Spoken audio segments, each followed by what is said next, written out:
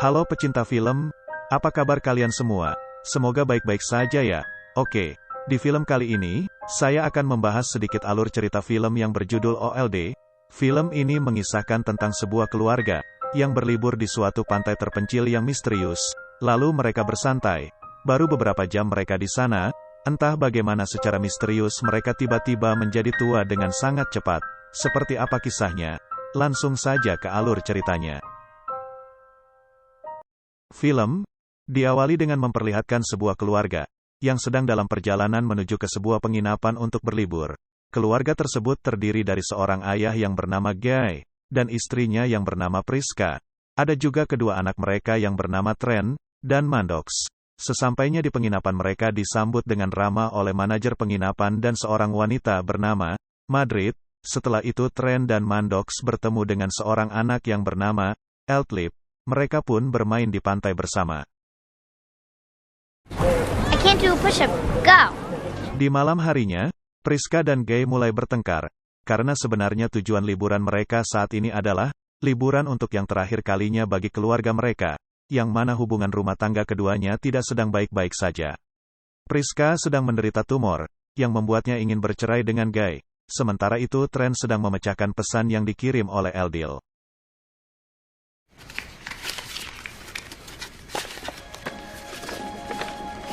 Keesokan harinya, kita diperlihatkan sebuah keluarga yang terdiri dari seorang pria bernama Charles, yang merupakan seorang dokter bedah, ada juga istrinya yang bernama Crystal, dan anak mereka yang bernama Kara, juga ada ibu Charles yang bernama Agnes. Sama halnya seperti keluarga Guy, keluarga Charles juga sedang berlibur untuk memperbaiki masalah dalam keluarga mereka. Sementara itu manajer hotel datang, dan menawarkan kesempatan langka kepada keluarga Guy, untuk berlibur ke pantai pribadi yang letaknya dekat dengan cagar alam. Manajer itu juga mengatakan, jika ia hanya menawarkan kesempatan langka tersebut kepada beberapa orang yang beruntung saja. Karena merasa tertarik, akhirnya mereka pun setuju untuk pergi ke pantai tersebut. I only recommended the unusual minerals. Nice. Once in a life. Di sisi lain, seorang psikologi wanita bernama Patricia tiba-tiba saja mengalami kejang, dan suaminya yang merupakan seorang perawat bernama Jari, mencoba untuk menenangkan kondisinya. Lalu Charles datang menghampiri mereka untuk melihat kondisi dari Patricia. Setelah itu, keluarga itu pun bersiap-siap untuk pergi ke pantai. Bukan hanya keluarga Guy, keluarga Charles juga ikut bersama mereka. Sesampainya di sana sang sopir memberitahu, jika mereka bebas pulang kapan saja, dengan menghubunginya untuk mendapatkan jemputan. Mereka semua pun berjalan menyusuri cagar alam, dan melewati dinding bebatuan, hingga sampailah di pantai. Sesampainya di pantai, mereka semua pun bersenang-senang. Namun dari kejauhan Maddox melihat seorang pria yang duduk menyendiri, yang ternyata pria tersebut adalah seorang penyanyi rapper, yang sangat terkenal, bernama Midsis. Maddox ingin menemui penyanyi rapper itu, tetapi Guy melarangnya, karena ia merasa, jika Midsis sedang membutuhkan waktu untuk liburan. Mom on one. No, leave him. Sounds like fun. Come on. Setelah itu mereka pun melanjutkan bermain. Namun Trent seperti merasakan keanehan saat sedang berendam. Tiba-tiba saja ia dikejutkan dengan kemunculan sosok mayat wanita di belakangnya. Trent yang ketakutan segera berlari memanggil ibunya. Kemudian, mayat tersebut diangkat dari dalam air. Setelah itu Mid datang menghampiri mayat tersebut, yang ternyata wanita itu sebelumnya datang bersama dengan Mid. Namun setelah ia pergi menyelam, ia pun tak kunjung kembali. Di sini hidung Mid terus mengeluarkan darah, yang membuat Charles berpikir, jika Mid yang bertanggung jawab atas tewasnya wanita tersebut. Di sini Charles mencoba berbicara dengan Mid, dan menyuruhnya menunggu hingga polisi datang. Akan tetapi Charles tidak dapat menghubungi polisi, dikarenakan tidak ada sinyal di area pantai tersebut. Kemudian Patricia dan Jaring juga tiba di sana. Charles memberitahu apa yang terjadi pada mereka termasuk kecurigaannya kepada Mid. Namun di tengah perdebatan tiba-tiba saja Crystal datang dan memberitahu, jika kondisi ibunya Charles yaitu Agnes, sedang memburuk. Kemudian Jaring pun mencoba untuk melewati lorong bebatuan namun dia merasakan keanehan, hingga tiba-tiba saja ia terbangun dari pingsannya. Di sisi lain terlihat Charles yang sedang memeriksa keadaan ibunya. Lalu Priska datang dan meminta agar Charles memeriksa Trent, karena ia merasa jika ada sesuatu yang terjadi pada Trent. Sementara itu Trent, Kara dan Maddox merasakan ada yang aneh pada tubuh mereka. What's different? Hold my hand. I don't know. You just Trent juga terus memperhatikan sebuah cahaya kilauan yang berada di atas bukit.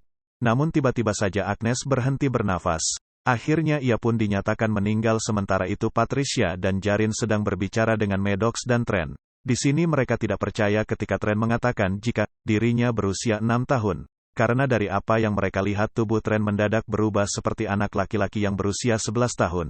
Tak lama kemudian Priska datang dan menanyakan keberadaan dari anak-anaknya. Priska merasa terkejut ketika anak-anak yang berada di hadapannya mengaku jika mereka adalah Trent dan Maddox, yang kini tubuh cukup signifikan. Karena beberapa jam yang lalu mereka masih seorang anak-anak 11 tahunan dan 6 tahunan. Namun, kini mereka beranjak 5 tahun lebih tua dari sebelumnya. Guy yang melihatnya juga sangat terkejut, dan merasa bingung dengan apa yang terjadi pada anak-anaknya. Di sisi lain Mead yang merasa tidak kuat lagi. Ia pun berniat untuk pergi dari sana melewati lorong berbatu tersebut, dan disusul oleh Charles. Akan tetapi lagi-lagi mereka berdua tiba-tiba saja jatuh pingsan.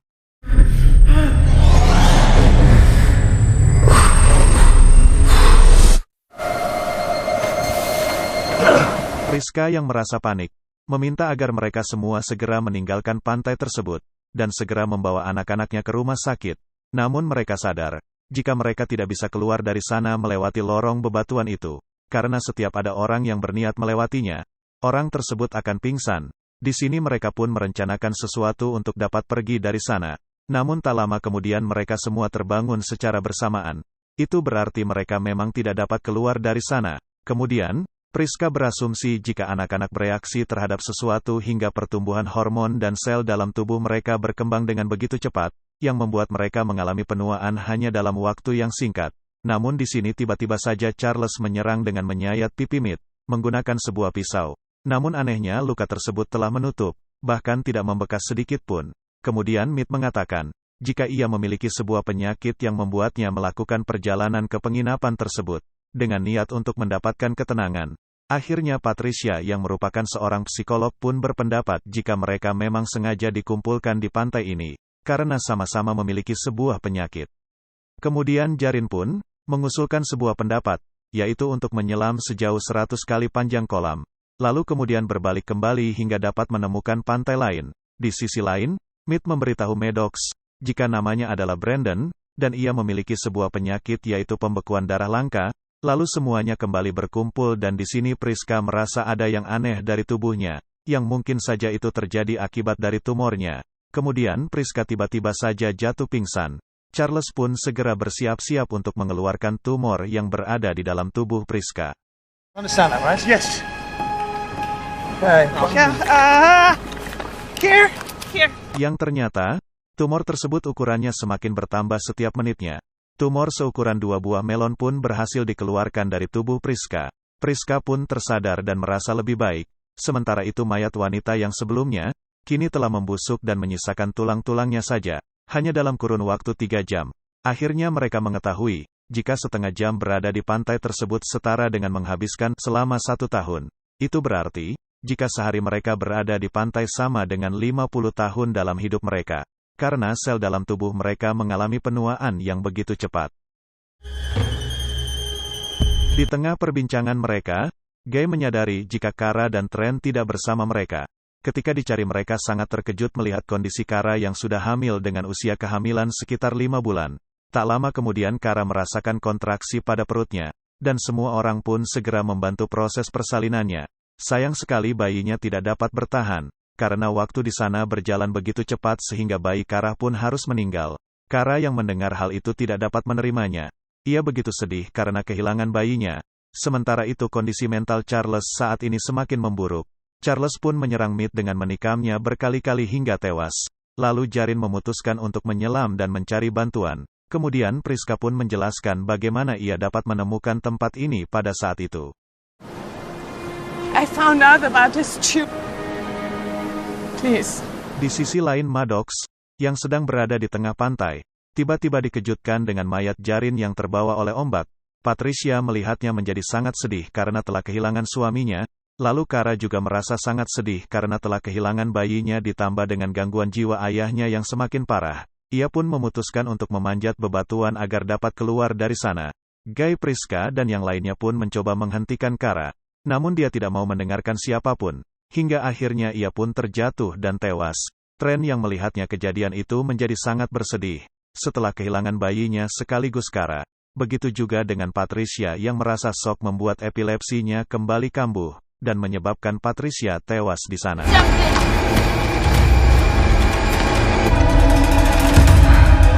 Crystal yang menjadi bungkuk akibat penuaan, berusaha untuk mencari Kara, karena ia belum mengetahui jika sebenarnya Kara telah tewas. Di malam harinya Trent dan Maddox menemukan sebuah buku catatan, yang berisi mengenai magnetisme yang berada tepat di titik bumi di pantai tersebut, yang tenggelam ke dalam samudra selama jutaan tahun dan diendapkan dengan mineral khusus.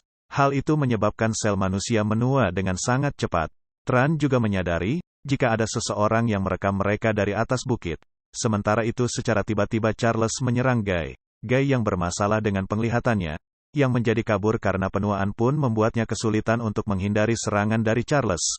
Lalu Guy menyuruh Priska untuk mengamankan anak-anak mereka terlebih dahulu. Kemudian Maddox dan Trent yang sedang bersembunyi bertemu dengan Crystal di dalam gua dengan kondisi yang sangat menyedihkan. Crystal pun akhirnya tewas di sana dengan keadaan yang sangat mengenaskan. Kemudian Priska datang lalu menyayat Charles menggunakan pisau yang telah berkarat, yang membuat seluruh tubuh Charles mengalami infeksi hingga menyebar dan akhirnya ia pun tewas. Lalu Guy dan Perica ditemani oleh anak-anak mereka hingga tak lama kemudian.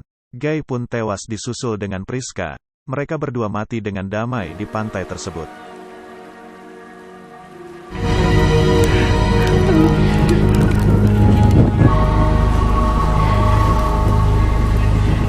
Keesokan harinya Maddox dan Trent terbangun dengan usia mereka yang kini menginjak 50 tahun. Sebelum memutuskan untuk pergi mereka pun membuat istana pasir bersama, untuk yang terakhir kalinya. Namun, tiba-tiba saja Trent teringat dengan surat yang diberikan Eltlip kepadanya. Keren belum sempat memecahkan pesan tersebut. Namun pada saat dipecahkan di dalam isi surat memberitahukan, jika pamannya tidak menyukai Coral, Trent dan Maddox merasa, Eltlip ingin memberitahu mereka dan berniat untuk menyelamatkan mereka berdua. Lalu mereka pun bergegas ke Coral. Karena mereka percaya jika itu dapat melindungi mereka dari bebatuan, Maddox dan Trent mulai menyelam. Namun di tengah perjalanan membuat mereka menghabiskan waktu cukup lama di dalam air, untuk melepaskan pakaian yang tersangkut. Dari atas bukit terdapat seorang pria bernama Theo, yang bertugas untuk mengawasi mereka. Dirasa sudah cukup lama Maddox dan Trent tak kunjung kembali. Ia pun segera melaporkannya ke pusat dan menyatakan bahwa percobaan ke-74 mereka telah gagal. Lalu Theo pun kembali ke markas. Sesampainya di markas, banyak sekali ilmuwan yang sedang mengembangkan berbagai jenis obat. Tempat tersebut merupakan sebuah pusat perusahaan farmasi yang dipimpin oleh, kita sebut saja Sebastian. Ia sekaligus manajer dari penginapan sebelumnya. Di sini ia membeberkan jika tujuan dari percobaan tersebut tidak lain hanya agar mereka dapat menemukan obat jenis baru. Kemudian Madrid memberitahunya, jika akan datang seorang pasangan yang bernama Joseph dan Florence. Lalu kita diperlihatkan ada seorang pria yang mendatangi polisi, dan memberikan sebuah buku catatan. Tak lama kemudian pasangan itu tak lain dan tak bukan adalah Trent dan Maddox, yang ternyata sudah berhasil keluar dari pantai tersebut. Lalu mereka langsung mengakui siapa sebenarnya dan tujuan mereka, yaitu untuk mengungkap semua perbuatan yang telah menyebabkan kematian banyak orang. Dalam penelitiannya ikut bersama mereka yang diantaranya adalah orang tua mereka sendiri, yaitu Guy dan Priska. Setelah itu Trent dan Maddox pun menemui Eltlip, dengan menunjukkan surat yang pernah diberikannya. Lalu, di akhir film kita diperlihatkan Maddox, Trent dan para polisi kembali ke pantai tersebut dengan menggunakan helikopter, dan film pun tamat.